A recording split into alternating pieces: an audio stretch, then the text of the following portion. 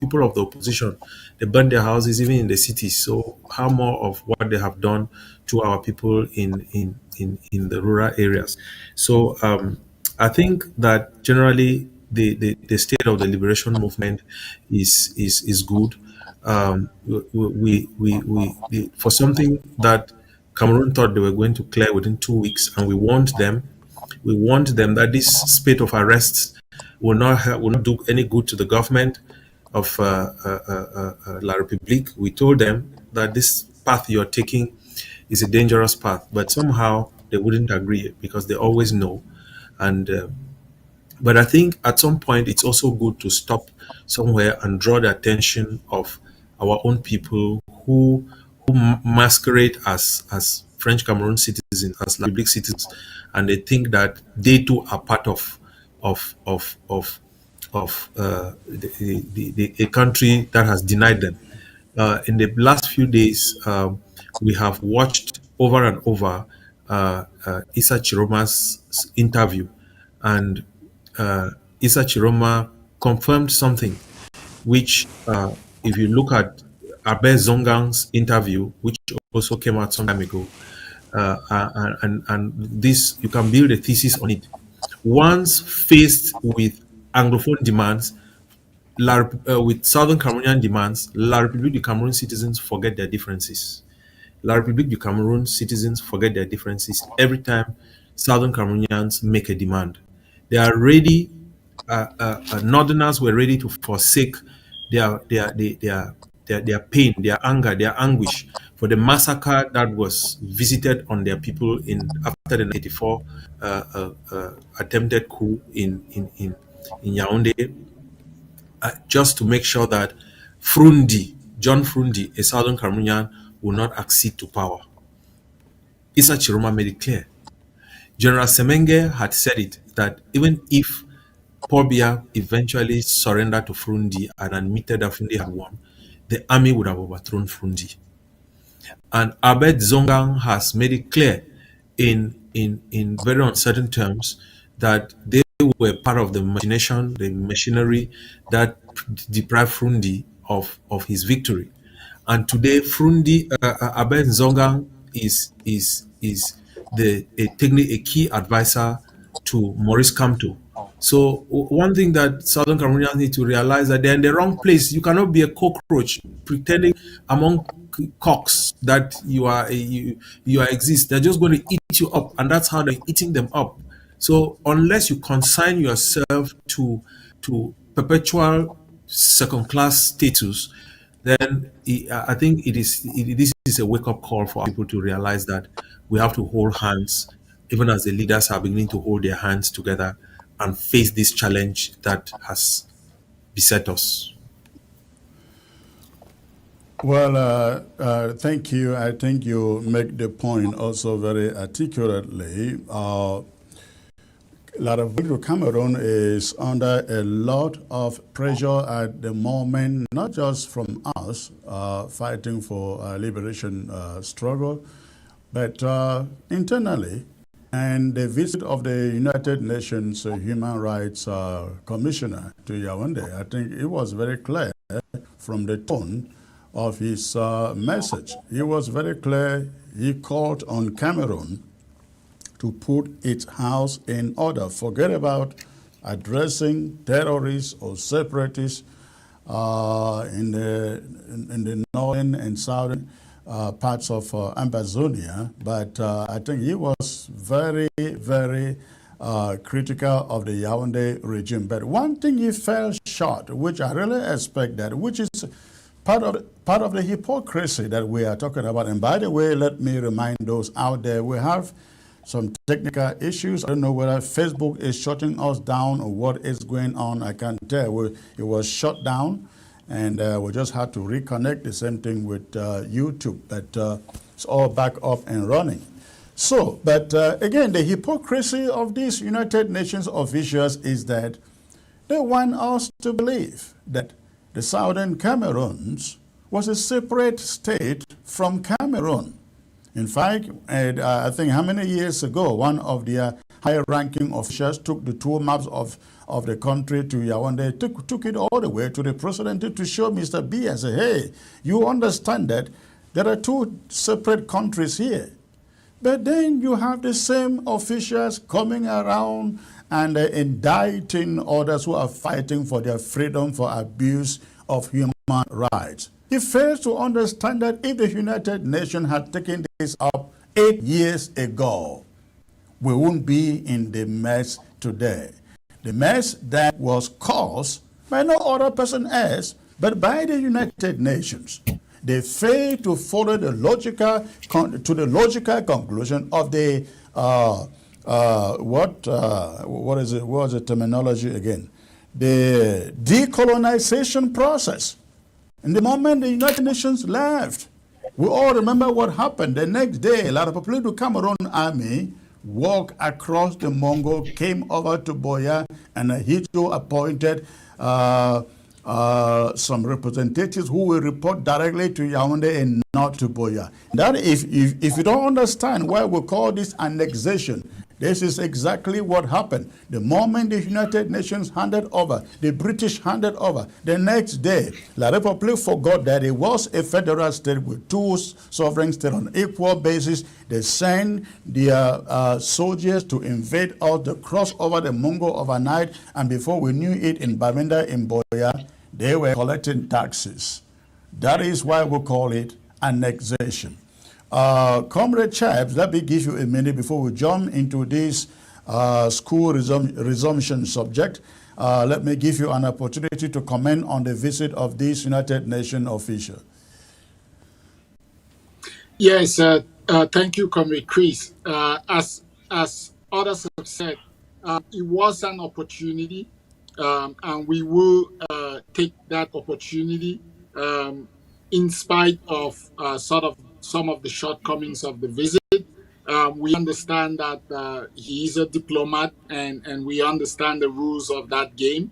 But I think that what that visit does was to highlight the continuing situation in our homeland, the resistance, the resilience of our people, the ongoing genocidal war, and the fact that despite all of the talk coming from the other party and the government indicating that this crisis, this conflict has been concluded, things have settled, that it is not. For if it were, the UN Human Rights Commissioner would not be coming to visit Cameroon.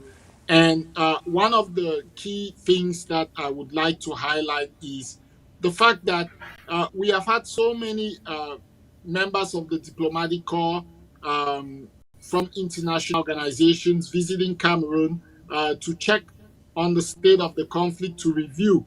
One of the things we have noticed is that many end up their journeys in and around Yaoundé and Douala, and maybe a brief stopover in Limbe or someplace, Victoria.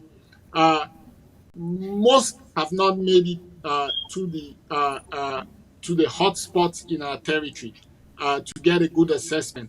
I actually like the fact that the human rights chief called for a mission to go down there and investigate and to review what the situation is. I think we've been calling on that for a long time now, that there should be a review mission or a mission to assess the situation. And one of the things is that it appears that the conflict, because of the inability of all of these people of international stature who come and could actually make a meaningful difference, because most of them don't go further than the places, the safe zone or the green zone within La République du Cameroon territory. This conflict almost appears to be frozen in time. We hear the same numbers of casualties that are reported. We hear the same statistics that are provided about the atrocities, because people don't go into where they can get the real facts, the real data, and the real statistics. And so I think that it is important that he made that call, and we have those data.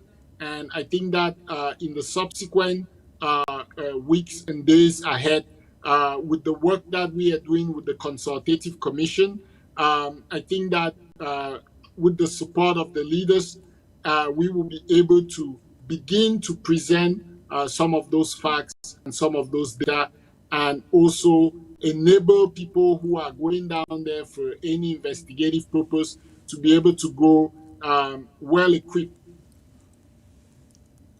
But do you think they are ignorant of the facts? I mean, the facts are facts of history, and they know why we are where we are today. You think these guys coming around, visiting and talking about human rights abuses, you think they are ignorant of why we are at war? I don't think they are. What I do think is we also have to be able to step back and appreciate many of who are languishing in dungeons in La République du Cameroon, many of whom have been picked up and have yet to be brought to a competent court of law for a trial as per our common law tradition. It also highlights the plight of our people, those who are refugees, those who are internally displaced, amongst others. And so that is an important piece. And whatsoever is done to highlight that piece, I think only presents the case and provides an opportunity for us to then make the case for the other piece, which is the ongoing conflict and how we need to get to a resolution of this conflict. Dr. Ngwembe, 1 minute before we move on to the education subject. I think we lost Dr. Fontaine. Dr. Ngwembe, 1 minute, please. Yeah, I mean, your question to Mark Chebs is, to our brother Chebs, is interesting in the sense that, you know, the international community, they know what they've done, right? But because they are afraid, certain countries are afraid that, you know, if we do things this way, it may give carte for somebody else to come and do the same thing to them. That's why they play some of the games that they play. So, I mean, we Ambazonians, we just have to keep doing what we're doing. We are fighting the good fight. I mean, one of the American presidents, Woodrow Wilson, he was one of the first people to, this is prior to, I think, around World War One. He was one of those people who spoke about all peoples having the inalienable right to self-determination, right? And the United Nations respects this. So us declaring our independence, it is protected, it is understood, it is respected by all nations, even as much as it's difficult for them to eventually, you know, accept you into the house of where all the nations in the world exist. But they do recognize that you have a right, you know, to self-dependence. One thing I want to leave Ambazonians with is that wherever the British have gone and they've messed up people by trying to force them to be in countries that they should not be in, those countries have eventually separated, and those people who were under that mess have found their way. You go and look at what's going on in Bangladesh. Bangladesh is a perfect example of a British mess. You cannot believe that the British were trying to put Pakistan and Bangladesh together just because they were Muslim. Just because there were Muslim nations under their colonial system. And mind you, Bangladesh and Pakistan, Bangladesh was known as East Pakistan in those days, they were completely separated. They did not even have any common border with each other. India separated them. And eventually those two countries ended up fixing the mess that Britain did by trying to force them to be in a country together. Our brothers in South Sudan, the exact same situation. And Ambazonia is not going to be any different. So my fellow Ambazonians, don't worry.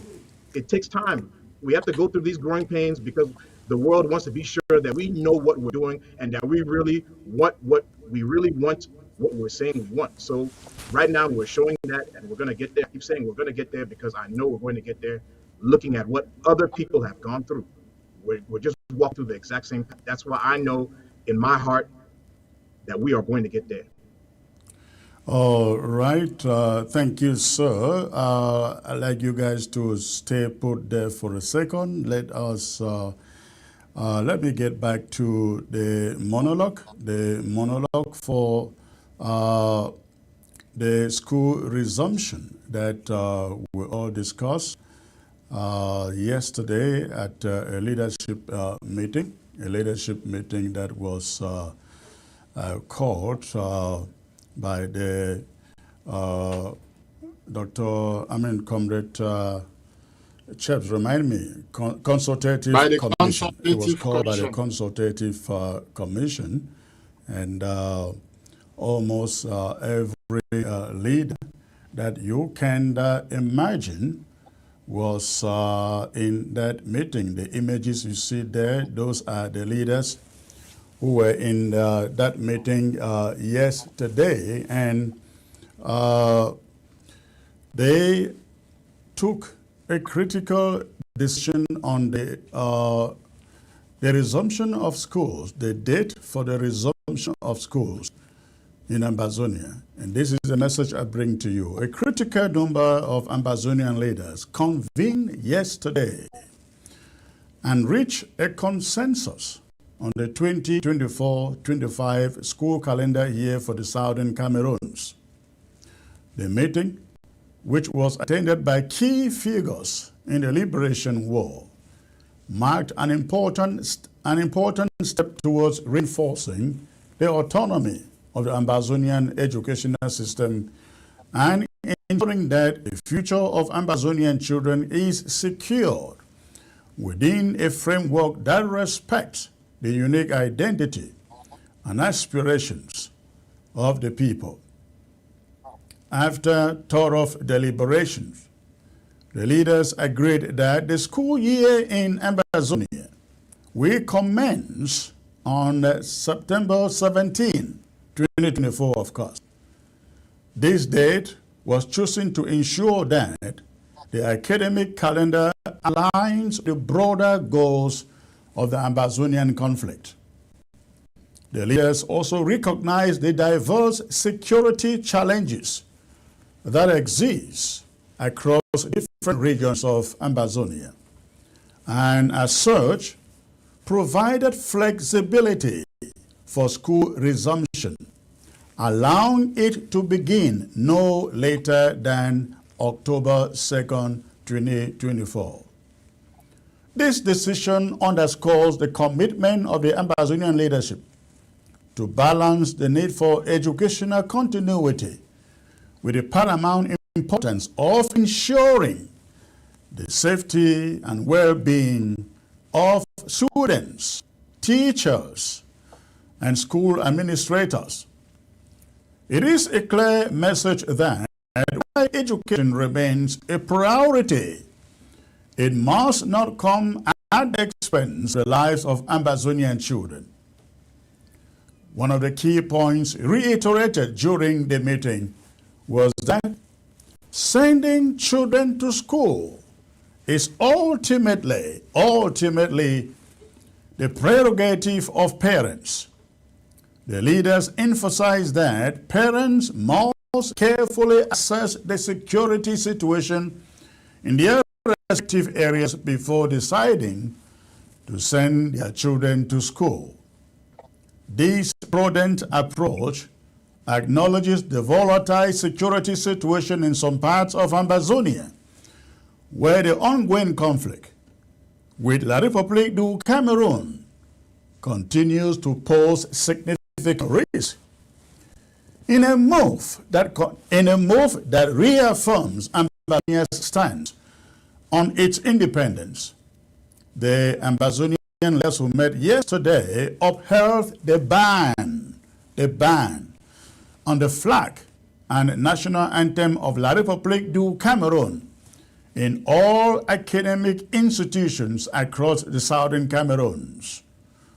This decision is part of the broader effort to disentangle Ambazonian institutions from the colonial influence of La République du Cameroon and to foster a sense of national pride and identity among Ambazonian students.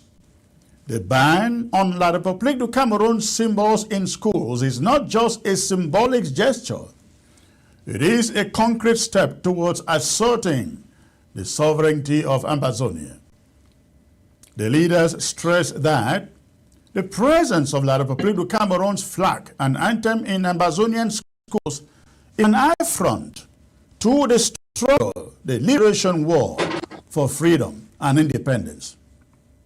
By removing these symbols, Ambazonia is taking control of its educational narrative and ensuring that its children are educated in an environment that reflects their true national identity and heritage. The leaders also issued a strong appeal to all parents and heads of academic institutions to scrupulously respect these edicts. They emphasize that compliance with these directives is not only in the best interest of the children, but also crucial to the collective fight for freedom. The leadership underscored that the fight for Ambazonian independence is not just a political struggle, but also one that involves reclaiming control over all aspects of Ambazonian life, including education. The leaders called on all Ambazonians to unite in this effort and to ensure that the next generation is educated in an environment that is free from colonial influence and that prepares them to lead a free Ambazonia. The leaders pledged to continue consulting with each other, with other stakeholders too, to develop a comprehensive policy that will lay a clear vision for the educational future of Ambazonian children.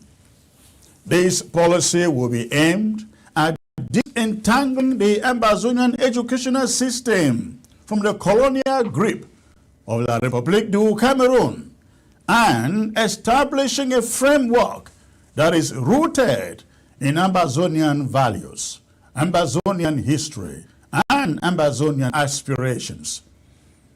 In the interim, the leaders assured parents and educators that all necessary measures will be taken to ensure that the 2024-2025 school year proceeds smoothly and safely. They reiterated their commitment to the safety and well-being of Ambazonian children and called on all stakeholders to remain vigilant and supportive of the directives issued. As Ambazonia moves forward, ladies and gentlemen, the decisions made during this meeting represent a significant step towards establishing an educational system that is truly independent and reflective of the nation's aspirations. The setting of the school calendar, the emphasis on parental prerogative and security, the upholding of the ban on La République du Cameroun's symbols, the ban on all La République du Cameroun symbols and their so-called government schools for now, and the commitment to ongoing consultation, all signal a new chapter in the Ambazonian liberation war. And that is my monologue. Now let me get into this. As you see on your screen, ladies and gentlemen, everybody that you find on your screen was in that meeting of yesterday. From my right to the left, Chairman Ayaba, Chairman Committee, Dr. Fontebneba, Dr. Ebenezer Akwanga, myself, of course, Mark Cheps was there. We didn't have his image to put there too, but there were others who were there too, not just this one. A few more others were there, and we all debated this position and decided to take the middle of the road approach by saying that schools resume in Ambazonia from September 17 through up to October the 2nd. Now, the reason being that, as you heard me said, the security situation back at home is not the same in every location. And so it may be good for people in Endor to start on the 17th if they want, or maybe it's good for them to start on October 2nd. So there is this gap, September the 17th through October the 2nd. That is the agreed period, not date, but period for schools to resume in the Amazonia. Let me get back to Chaps, who actually presided over the meeting of yesterday. If I got anything wrong, you may want to correct me, sir. Thank you, Comrade Chris. I think you've laid it out accurately, and you've said it very succinctly. This is an exercise in democratic dialogue. This is what the Consultative Commission is all about, helping our leaders and our people dialogue with each other and arrive at consensus positions that reflect the best interests of our people, but that take into account the country and with the different actors that have been upholding and leading this struggle. And I think that it is a first good step. It may not be entirely perfect. It is not.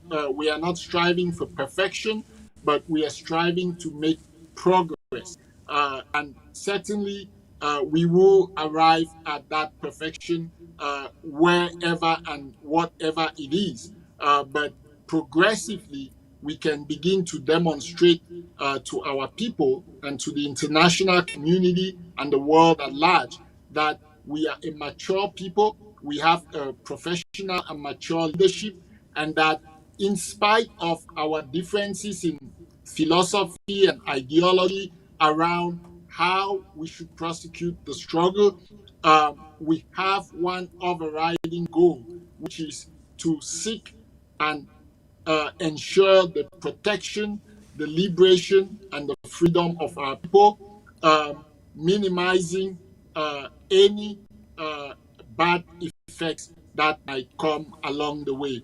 And that is why you see that this meeting was a milestone in the way we move forward. You said it best, it is a new chapter. And so I just want to caution and encourage all of our people to take pride in these little beginnings. For this is not where we will end, but the journey of 1,000 miles begins with a step. And so don't expect to have everything in one go, but see the progress that lies in the decisions that we make and in the direction that the leadership takes us through. Again, it is very important that I make it very clear, clearly known that the people, the images, the folks that you find on your screen, from right to left, Comrade Ayaba, Kominta, Fontem, Akwanga, Anu, Chaps, who just finished speaking, and I think there were other people who were like part of delegations, like I know Ayaba came in with a delegation, Akwanga came in with I think one other person. So there were more people there in that meeting. Now, the reason why I put emphasis to this is so that we know exactly who was on the table when that decision was taken. Now, I received a lot of congratulatory messages from people who got the statement that the Consultative Commission put out yesterday, and they were filled with excitement that for the first time they can see all these guys come together, sit in this in one room and discuss something as important as the education of our children. I really want to hope that we will hold this agreement. And my understanding is that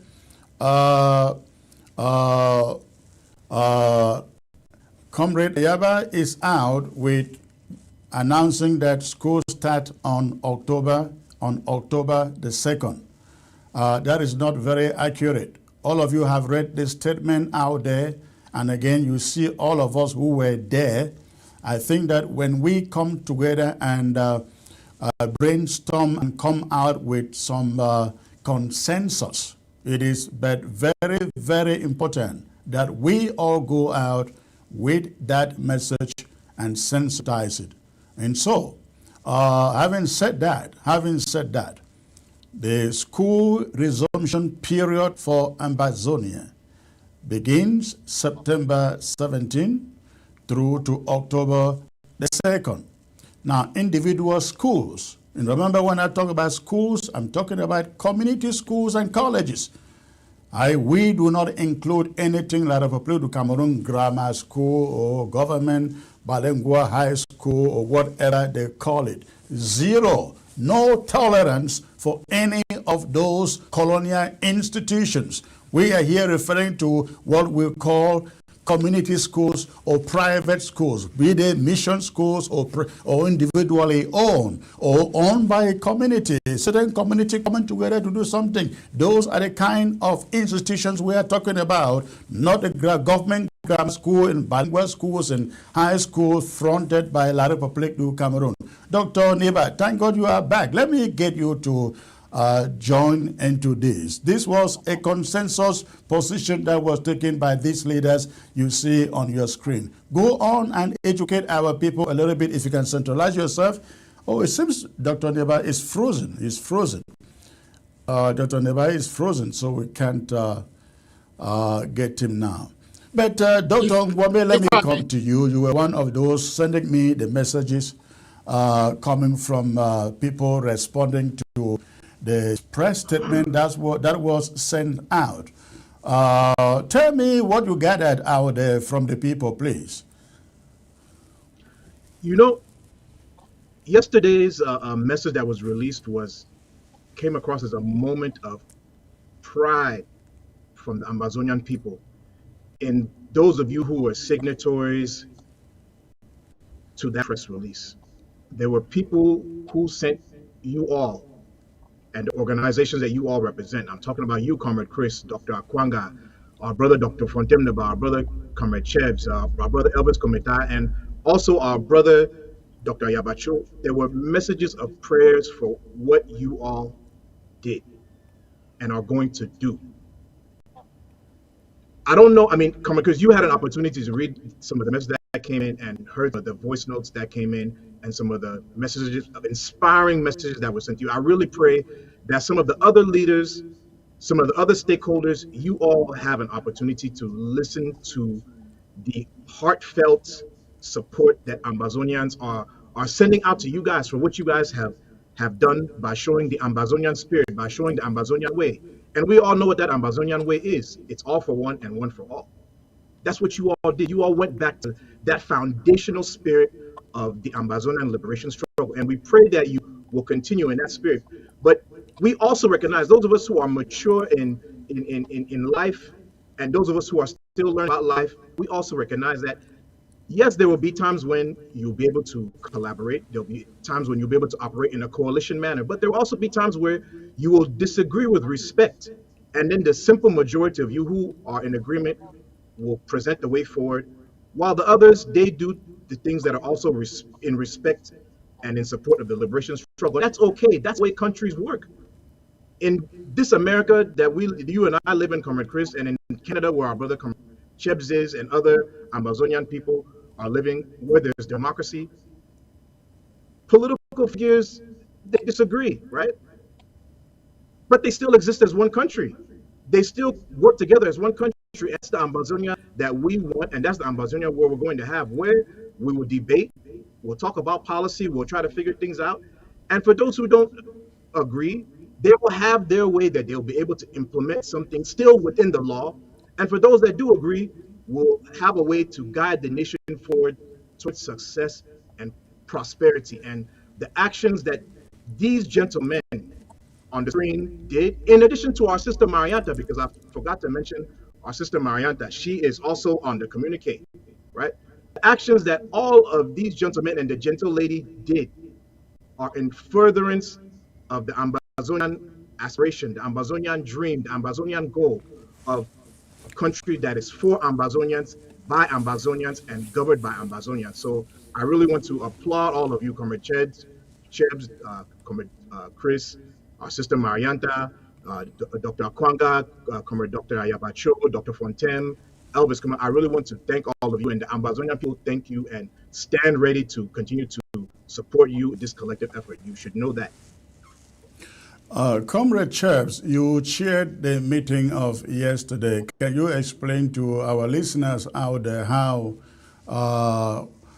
we arrive at September 17 to October the 2nd and the reasons for it? Certainly, Comrade Chris. Before I get to that, I think it would be nice to just point out one thing. I know our brother comrade, Dr. Ayaba, as you indicated, I haven't seen the presentation that has been made, but I just want to re-emphasize the point that let there be no panic. There's no particular critique here. I think you were just pointing out that he may have stated or a particular date, but that is not inconsistent with the decision that was arrived at. So I just want people to be reflective and not think that this is some kind of a descent. As we said, we are starting to build. We have taken a first step, and it is not perfect. It is not without certain frailties, but in fact, it is a big step. And so if there is a pronouncement about October 2nd, that is still consistent with the communique that was put out there. And those are some of the reasons why we arrived at that sort of a consensus with a range, because we understand that there are different specificities that are germane to certain organizations who are running educational institutions in certain parts of our territory, that they are well aware of the security situation and may be able to make particular decisions around when those schools resume. But the broader picture that we look at is that we are all operating on a consistent approach. So that is not to be taken as a criticism. I think you were just pointing that out, and it's good that you did so that we could make this clarity. Now, going back to your question, I think that without, and it's important that when we have leaders that are meeting and having conversations, that we should hold their confidences and hold confidentiality in some of the nitty-gritty of those conversations, because that is how we build. That is an exercise in democratic dialogue, and people should be confident when they go into meetings that we would be able to keep those confidences about certain conversations that happen and present to the people what has come out that is reflective of the collective aspirations. And so in terms of the rationale, which I think is not controversial or is not something that is confident, that can be left in the closed door. The rationale was simple. Again, like as I've explained, we do have certain parts of our territories that have certain security considerations that needed to be factored into it.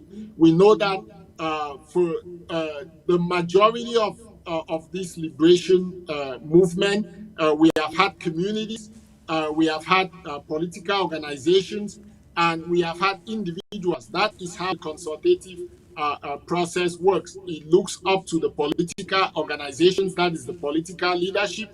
It looks up to the communities, and it looks up to individuals who have certain expertise and competencies to come together. When these three heads come together, we produce the best results. And so in that scenario, we know that political organizations, have certain presence in certain parts of our territories more than others. And so we were trying to ensure that we considered all of these disparities that may exist in how we have prosecuted the struggle and factor in those things. So one, we factor in the fact of security. Two, we factor in the fact that there has been some precedents over the last 2 years in certain areas of our territory where schools have resumed at certain dates, say October 2nd, where certain of our political organizations may be more present and enforcing educational institutions, community schools, running those institutions. So we do not want to disturb that precedents that already exist, but we also wanted to make sure that the overriding principle was that our commencement of our educational period was distinct from that of La République du Cameroon, because we are a distinct people and we have a distinct culture and heritage, and we wanted to hold that as prime. And therefore, considering all of these factors, it was important that we come up with a range that took this into the highest account.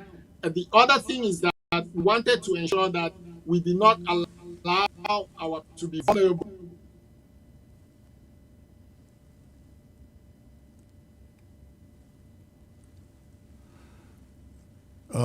Right, I think we have some technical issues there with Comrade Mark. I think we lost him. Dr. Ngwembe, I believe you can still hear me. Yes. I think Mark lost his connection. So that he was explaining how we arrived at September 17 through October the 2nd for school resumption in Ambazonia. And it was very clear. We are fighting a liberation war, a war of independence. We are separating from La République du Cameroon to the point where we begin to govern ourselves. And so we thought we must, from this point forward, begin to distinguish our institutions, our way of life, our heritage, our values from those. We must begin to distinguish and separate them from those of La République du Cameroon. In La République du Cameroon, school resumes in September 2nd, maybe through September 10 or 5th or so. But we thought, if we really want anybody to believe we are serious with what we are doing, we have to take back our educational system, not just a system, but the calendar year. We have not arrived at a permanent calendar yet, as you heard me state in my monologue. The enlarged stakeholder will come together and decide for a permanent school year calendar for all of Ambazonia. And so that period, that moment will come maybe towards the next academic year. But for this year, we agreed we must begin to distinguish ourselves, our educational system, from that of French Cameroon. Now, don't forget, French Cameroon operates the French educational system. We operate the Anglo-Saxon educational system in Nigeria. Some schools don't start up till until end of September. Some start September 2nd, but some start probably end of September. And so they all differ. Even here in the USA, schools do not all resume on the same date. Every state, sometimes even the communities, the local government or the counties, they decide when schools in their counties are going to resume. And so that is exactly what we are trying to do, carving out, distinguishing our heritage from that of La République du Cameroon, which is what informed September 17 through October 2nd. Now, I brought up the case of Egg of Seed talking about October 2nd only because I have received quite a number of messages, people telling me a different date was announced. And I said, it is still the date. I have not heard them say, oh, September 17th is not part of it. It's a period of time. It is not a date. That is something I really want everybody to get out there very clearly. It is a period. It is not a date. September the 17th through October the 2nd. It will be left in the hands of the school administrators to decide within this period when they want to reopen their schools. But we forbid any school in Ambazonia, community school, private school, resuming before September 17. Those schools will be shut down. And I don't mince words with that. Any school that dares to resume before September 17, those schools will be shut down. Mike, thank you. We lost you. Let me get back to you. You continue with your line of thought.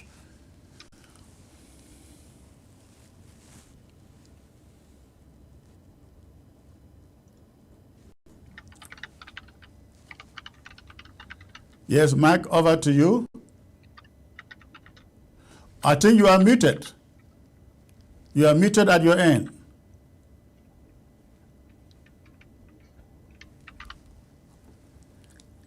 All right. While you check on that, let me bring in Dr. Wambe. While you check, I think the problem should be from your end. Check your audio. If not, you log in and log out and log back in again. You are talking and I can't hear you. Dr. Wambe, your thoughts on this? Well, I mean, my fellow Ambazonians, you all know that we Ambazonians over the past several years, we have an interesting habit where we want to counter each other. So the fact that our brothers and our sister were able to sit down and debate a policy that had an all-encompassing period is very helpful and it's very useful. So I have absolutely no objection to Dr. Yabacho stating an October 2nd date. That's fine. I mean, in the areas that he has effective influence and effective control over, if the schools there are going to start on October 2nd, that is fine. In the areas where we as the IG have effective control and influence over, if they have dates that fall within these parameters, that's also okay. So I'm not going to be one of those who are going to start to fight and argue over something that is so trivial.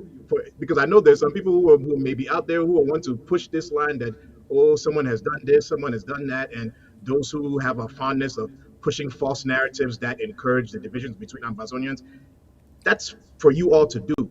As for me, I'm going to be more focused on what is going to push Ambazonia forward, what is going to give Ambazonians success, and what is going to create an environment where Ambazonians can talk and collaborate and do things together as one nation under God that is indivisible. That is the way I look at this. So September 17th to October 2nd, that is the school opening period, as Comrade Chris has and the other team members have postulated and sent out as a policy paper. So, you know, it is what it is. I have no problem with it. And most Ambazonians, and as a matter of fact, Ambazonians who read who read the press release, there was a higher spirit in that press release that a majority of Ambazonians understood, not understood, they understood and they digested it and they spoke with positivity to what they read and what they saw as the beginning of something. So again, September 17th to October 2nd is the school starting period. In the areas where Dr. Yabacho and his team and his people, they had influence, October 2nd, have at it. For everyone else who has liberation operatives on the ground and where you are able to influence and enforce it, whatever date that falls within inside this period is acceptable because that's what was debated, right? That's what the consensus came out with. And if one person decides to do something else or a minority of people decide to do something that is slightly different, I mean, that's how countries work, right? That's how countries work. All right. Let's see if Comrade Chaps, I still cannot see your audio here. something is not right at your end, check. Maybe you muted yourself.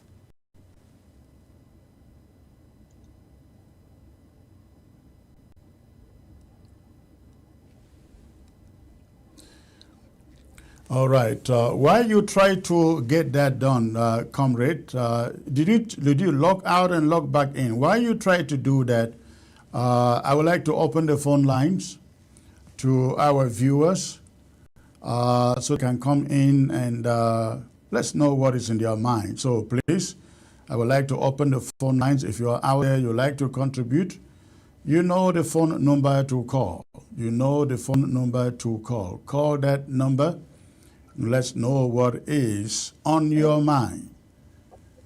I like to hear especially from those of you who are on ground zero.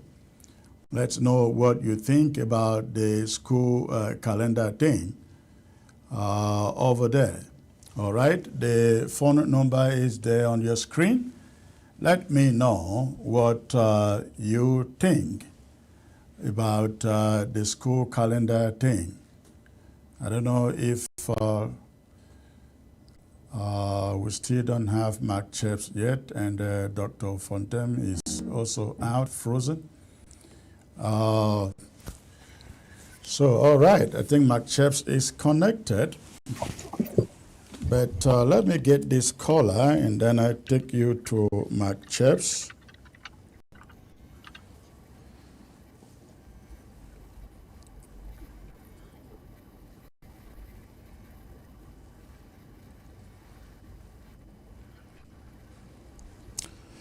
Hello.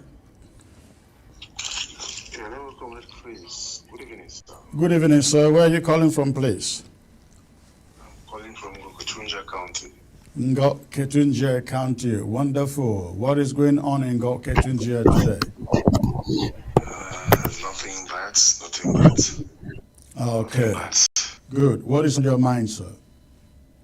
Yeah, so I just want to say I'm so happy when I heard you met to have one voice to talk about the school resumption Yeah. in Amazonia.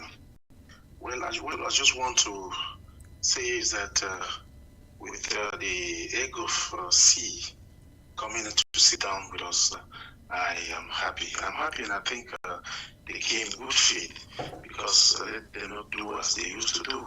If they come in to sit with us to talk about school resumption, I think they should also, on their arm wings, let them also come. Now let's sit together and then talk with one voice so that they can be active. They can be active this time and then also fight for the independence. Thank you. Thank you. You're absolutely correct. Our arms are always wide open for anybody coming in good faith. And we hope that coming into that meeting, they will maintain the good faith and go out and act in good faith. Thank you for the call. Thank you, sir. All right, Chaps, I think your line is good now. I can see the indicator here. Go ahead with the point you were making, please. Yes, thank you. Bend your camera. Bend your camera slightly. It's so wide open. All right, let's manage that. Okay. So can you hear me? I can hear you. Go on. Okay. So yeah, sorry about that. I think my battery died out and I had to switch the devices.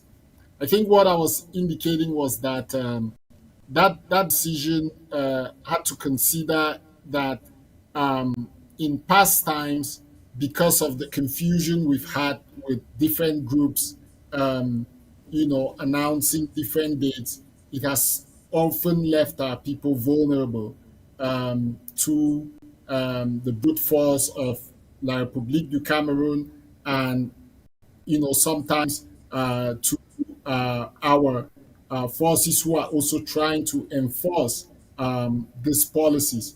So what was beautiful about this is that we consider this range, we consider the specificities of various groups in the areas that they operate, and the schools that they manage and are administrators of, so that with a range like this, as Dr. Gwambe was saying at the top there, um, for people or for political organizations that run schools that have had the precedence of beginning in October 2nd, that is fine. They can go ahead and make those announcements. And I think that is what Comrade Dr. Ayaba was doing. I know that the AG of C does have community schools in various locations that they manage. So that is fine and that is consistent with that. We know that there are other educational centers that operate in other parts that based on the security assessment that they would have, because that job is not just for the parents, it is for the parents, but it's also for the institutions administrators.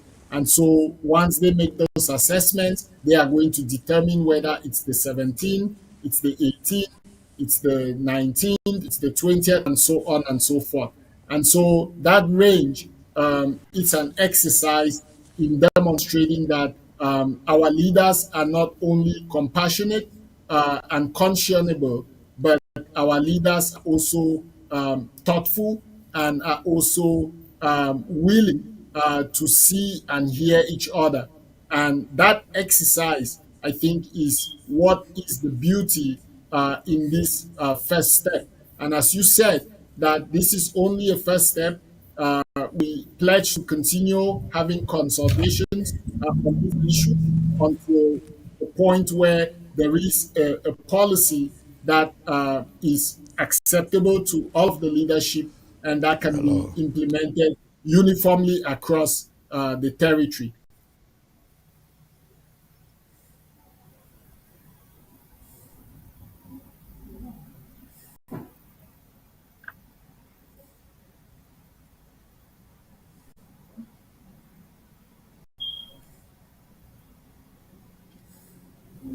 Right, I'm sorry about that.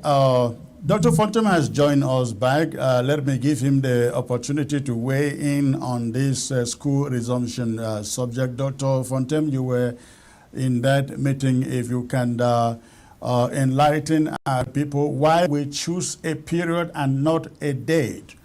The period ranging between September 17 and October the 2nd. What was the wisdom behind it? Yeah, thank you very much, Comrade Chris. The Let me first of all say that, and I'm sure Comrade Chaps has said it, that the meeting of the leaders, first of all, highlighted the spirit of consensus. It also showed that we have that capacity for selflessness if we apply to our moral judgment. And then it also showed that the leaders have concern for our people and their welfare. The pledge in at the end of that meeting to continue talking is intended to sustain that spirit of consensus, that spirit of selflessness, and that willingness to make sure that we turn around this liberation struggle once and for all. And my appeal to the population of Southern Cameroons is that from the very outset of this liberation struggle, it was a people-centered liberation movement. And so the people and the leaders worked together. There was no need for enforcement. Enforcement only became necessary when agents of the fifth columnists, people implanted by La République du Cameroun in their typical and traditional divide and conquer strategy, came in. Those people came in and tried to raise dissenting voices amongst our people and to kind of cause our people to begin to question: do we really need to be free? Free slavery is good. After all, if we have a brother who is a chief slave in the minister's house or in the president's office, then we can have better clothes, better cars, and a better house than our neighbors. So those are some of the things that came in. So, and the statement of consultation commission, which which was copied to all the leaders, It also highlights the need for a collective approach, because once you see how far the leaders were willing to go to be able to accommodate each other, then you understood that our liberation movement has a great future. So, having said that, I think that I'm sure Comrade Cheps touched on some significant points which I may please suffer to hear me re-echo them if he said them already, and that is number one, our people, the different liberation, the different political organizations had different visions, had different strategies, and had different perspectives.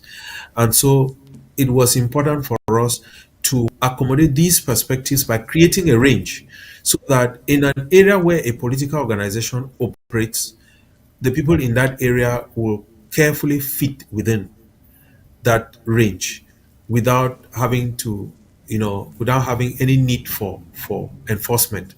And so, so you have people who may want to resume on the 17th. There are those who may want to resume on the 18th. There are those who want to resume on the 21st, right up to the 2nd of October. And so, depending on the area where they are, so it guarantees that the children will be safe, that the restoration forces will not have to go into the community to send people back home and so on. And so our appeal to parents is that the gap in some places is just 1 week. And so please take time, because some parents actually indicated that they would usually, when school starts, they are usually, some of them really have difficulties catching up because of the economic situation. And so let that also be as serve as an impetus for parents to finalize their preparations and send their children to school. The secret will be to just keep the children at home and make sure that they don't venture out, because La Republique is like a monster on the prowl. So we have to be very careful. And another thing again is that La Republique will send people out to provoke, and these provocations may not necessarily be our liberation forces. And so I'm appealing to our liberation forces to be very vigilant, so that La Republique does not carry out activities in their name. Already they've done it before. They've carried out lots of dastard acts, which have been attributed to our liberation forces. And so we have to be very, very careful. So the fact that we have that wide range means that every community with its own specificity should be able to find a date. So once we have crossed the 9th, then schools begin to pick their own date. The essential thing is that we and La Republique we are citizens of a different country. We have only been absorbed into a system that is not ours, and we have been emasculated. We have been made to think that we are who we are not. And so gradually, let us begin to disentangle ourselves. Let us begin to free ourselves from these shackles. We do not our population does not necessarily have to come out on the streets and punch the air and declare that, well, I'm not sending my child to school. Please just let the children stay at home and get themselves busy with preparations for the day they are going to return. If their parents have already gotten their books, let them start reading through their books, get something to do. But let us realize that this struggle is ours to win, so that these children who are going to school will not end up being bike riders. These children will not end up being bike riders. We all know what has happened to so many of our children who had master's degrees. They were riding bikes. La Republic soldiers came, shot them, killed them, took away the bikes, and drove them across the river Mongo and sold them for 100 or 150,000. I think that the days ahead, we should be able to schedule a program, Comrade Chris, so that we can tell our people some of the terrible things that our people have endured in the hands of the La Republic government, which even the human rights commissioner, is not aware of. In the course of our consultations, we have been able to unearth some very grisly acts carried out by La République du Cameroon against our people. And you ask yourself what our political elite think they are doing in Yaoundé, pretending to be part of a system nobody wants to see them in. So at the end of it all, we expect that school will resume, and we should also watch out for those people who have invested in new schools across the River Mongo and who infiltrate our territory and send people to come and burn schools, attack children, so that more and more people can flood in their schools. Many of these people have taken loans to build those institutions, and they need the school fees from our children to clear those loans. And so, in the days as time goes on, leaders in the Southern Cameroon's liberation movement should begin to conceptualize new ways by which they can stem down some of these atrocities that are perpetrated by vested interests, by profiteers, by businessmen who have adventurers in the education business. So I think so far so good. We just need to be in solidarity with one another. Let all Southern Cameroonians realize that this is our struggle. Let nobody be punished. Not let nobody have any cause to be identified as trying to sell out. Whatever the case, when the leaders meet in their leadership summit, there will be an elaborate plan for our education, for the education of our children, and and, People are and, and we probably believe. inquisitive to know, as the leadership summit you referred to, has it been scheduled yet? We are expecting that once our partners have concretized, but they've given us a tentative period, sometime in September, and it is going to be sometime next month. So, but that should be before the end of next month. So once that is done, the leaders will be invited to a meeting, and they will be given, they will be told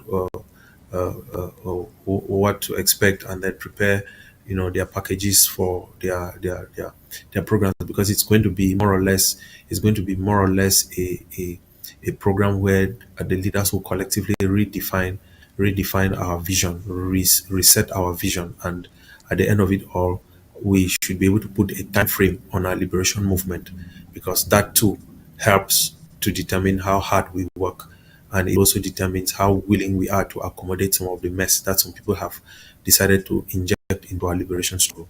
Yes. All right, ladies and gentlemen, you have the phone line there on your screen. You can call in and chip in your idea. Wherever you are watching from, go ahead, call the number on your screen, and let us know what you think about this school resumption date that Amazonian stakeholders have put forth for the resumption of schools for 2024-2025 in Ambazonia. All right, and while we wait for those phone calls, let me kind of get all of your muzzles, relax a little bit with what I consider to be a good laugh. Something is happening. Something is happening to Brenda Beer. A few weeks ago, ladies and gentlemen, a few weeks ago, we learned that she became a lesbian. And right on your screen there, you can see Brenda Beer and a lesbian wife or husband. I don't know who she is. I don't know whether she is, whether Brenda is a husband or she is the wife. I really don't know. But that image on your screen there, that is, excuse me.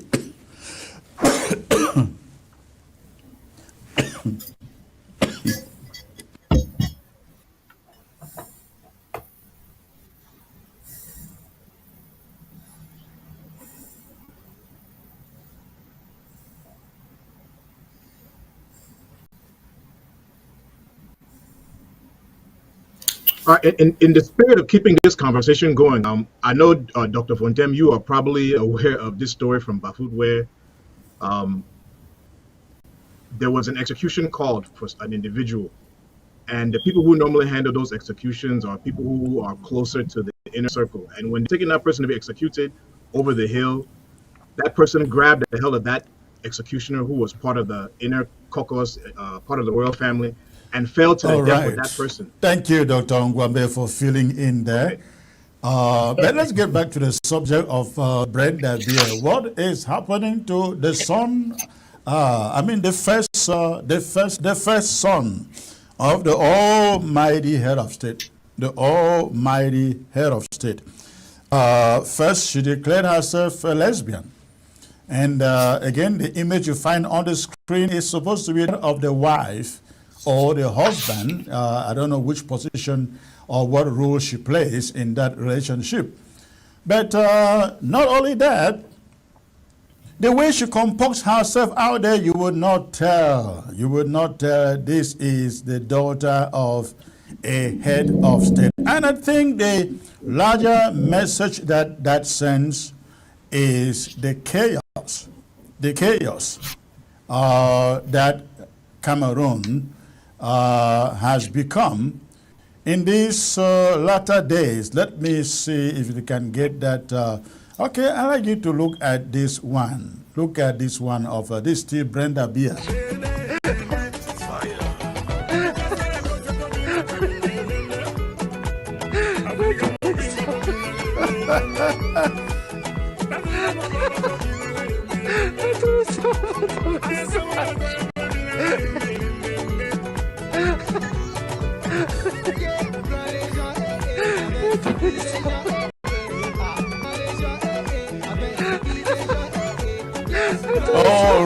All right. Dr. Ngwambe, what do you think is happening here? What is happening there with Brenda Beer?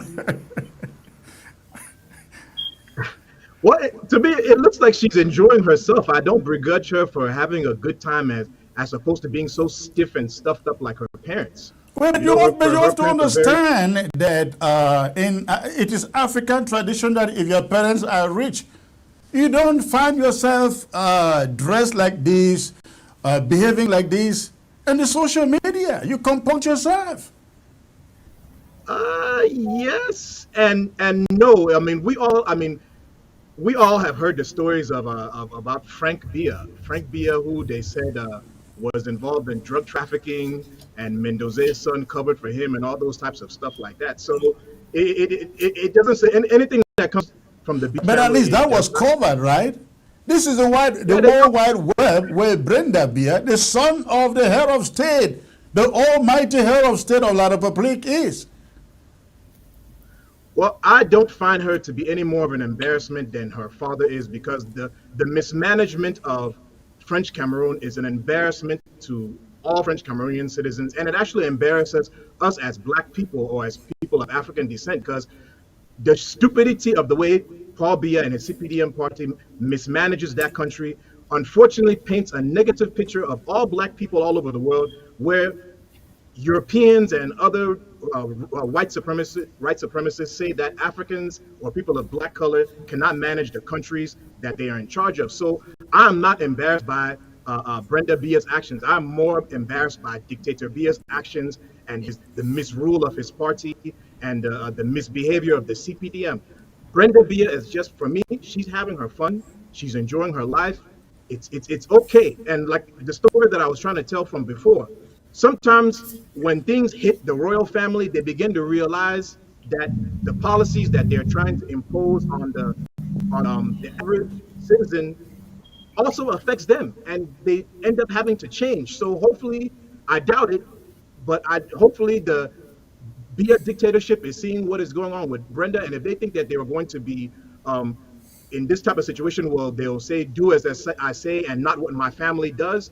If they think that French Cameroonians are going to let them get away with that, it's possible, because our French Cameroonian brothers and sisters, they appear to be very spineless as compared to what we're seeing in other Francophone countries. Maybe it's possible French Cameroonese will allow the Dictator Bia family to do this to them. Maybe. But under normal circumstances, what is good for the Bias should also be good for French Cameroonese. That's plain and simple. But I don't begrudge her. Her father and his political party, the way they mismanage that country is more of an embarrassment to me than what this our French Cameroon next door neighbor is doing. It's okay for me. I don't have a problem with what she's doing. Dr. Niva, what do you think is happening? What Brenda Bia is doing out there, is it symbolic of the fall of order in not only in La Republique. Of course, we know that Biya had long lost control and power. Could this be a symbolic of what is happening in that country? I think it's more of a replay of what is going on in that country. Brenda is a spoiled kid. She's on about $50,000 a month of her pocket allowance a month is about $50,000, and so she does not have to work. She and her brother were admitted into the National School of Administration and Magistracy. Nobody ever knows whether they, Oh, you she too know, was admitted in the National School, in the School yes, of yes, Magistracy. exactly. I didn't And know nobody that. ever knew whether But she lives she in the took. U.S. You know that, right? Well, I think she's in Europe. She's in Europe, and I thought the she's always lived in California. well, And that every was time when you she hear her was. speaking, she speaks English, really good Yeah, no, English. she speaks English. She speaks English very well. She went to bilingual school and in Bastos, and she's a child who should have been cut out for something great, but unfortunately, the trauma of the wickedness that she has seen in the state house could be affecting her, and because it's not normal that a beautiful young lady like this will be so careless about what her goals are, and she will take to TikTok. Her father is the president. She's a TikToker. She's a YouTuber, and so on. So, and I think that we as I was saying, she's on an allowance of $50,000 a month, and this money is taxpayers' money. She doesn't have to account for it, whether she spends it all or not. Somebody has her account has to be replenished at the end of the month. So at times, excess money can also make you go insane. It can really make you go insane, especially if you don't know, if you are not groomed, in a certain way. So uh, the she has seen, she follows some of the discussions in the social media, and she knows the wicked things her father has done. She is aware, and at times she says them, and she calls her father the devil. So it is a child who is it is a kind of revolt. Brenda Bia that's her own way of revolting against the things that her parents have done to Cameroonians. That is her own way of that's her own way of protest. And there were times that she appeared on on on on social media looking visibly drugged,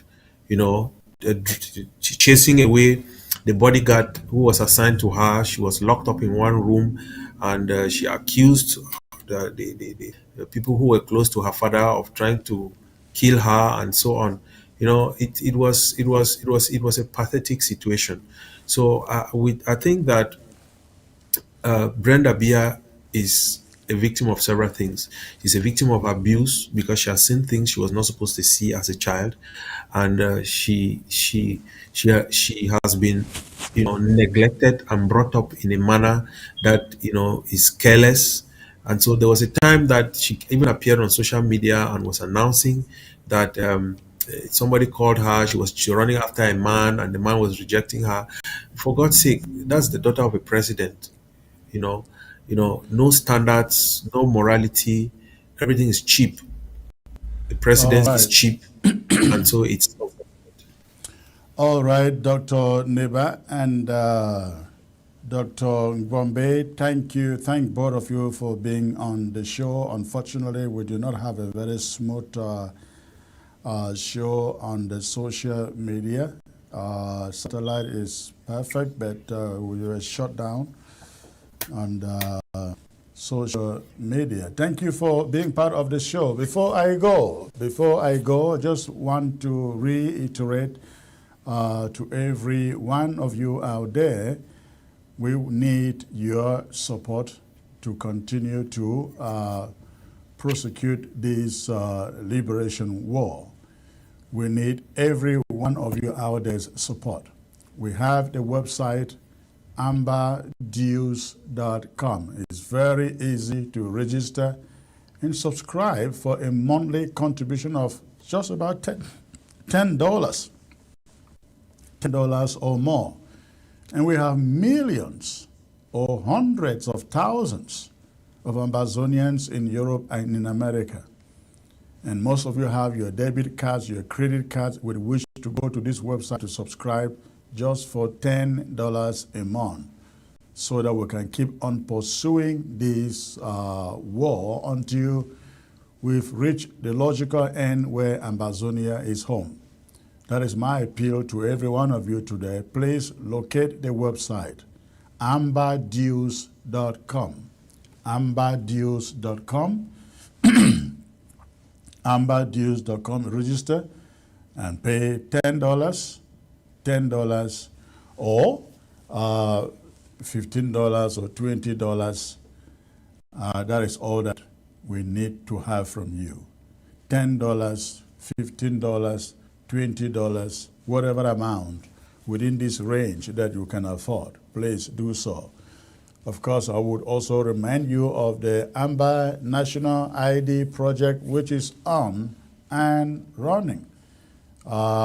People have their cards. Some people have their cards already who registered and paid. The cards have been printed and sent out to them. So I want to appeal to you, please go, if you want your Amber ID card, go to amberid, ambaid.com.